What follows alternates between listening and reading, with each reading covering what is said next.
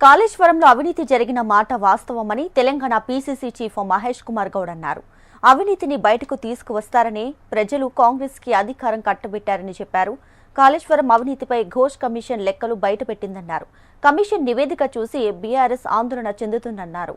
Kaleshwaram commission విచారణను సీబీఐకి ఇవ్వాలని BJP నేతలు అడిగారన్నారు. ఇప్పుడు చర్యలు తీసుకునే అవకాశం బీజేపీకి వచ్చిందన్నారు.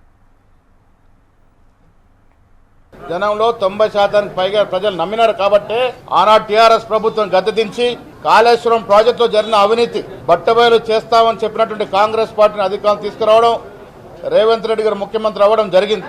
వీళ్ళు నిజాయితీగా నిష్పక్షపాతంగా పీసీ ఘోష్ గారు జరిగిన అవకతవకలన్నీ కూడా లెక్కలతో సహా బయట పెడితే ఇముడ్చుకోలేని కేసీఆర్ ముఖం చాటేస్తే సభకు హాజరైన హరీష్ రావు, కేటీఆర్ అబద్దాలు మాట్లాడుతూ ఉన్నారు. వాస్తవాలు బయటకు వచ్చాయి. లక్షల కోట్ల ప్రజాధనం దుర్వినియోగం జరిగింది. ఇవన్నీ కూడా లెక్కలతో సహా ఘోష్ కమిషన్ బయటపెట్టింది. ఆ కారణంగానే మరి ఎప్పటించో బీజేపీ నాయకులు సిబిఐకి ఇవ్వాలని గొంతెత్తి చాటుతున్నటువంటి విషయం మీకు తెలుసు. ప్రభుత్వం పారదర్శి ఉంది కాబట్టి రాష్ట్ర ప్రభుత్వం విచారణ చేపట్టి ముందుకెళ్తే లొసుకులున్నాయని మీరే అంటారు కాబట్టి సిబిఐకి అప్పచెప్పడం జరిగింది. తెలంగాణలో కాంగ్రెస్ ప్రభుత్వం చిత్తశుద్ధి చాటుకొని సమగ్ర విచారణ చేయడమే కాకుండా చర్యల కోసం సిబిఐకి అప్పచెప్పిన సందర్భం. మరి వాళ్ళ బీజేపీ ప్రభుత్వం కేంద్రంలో ఉంది.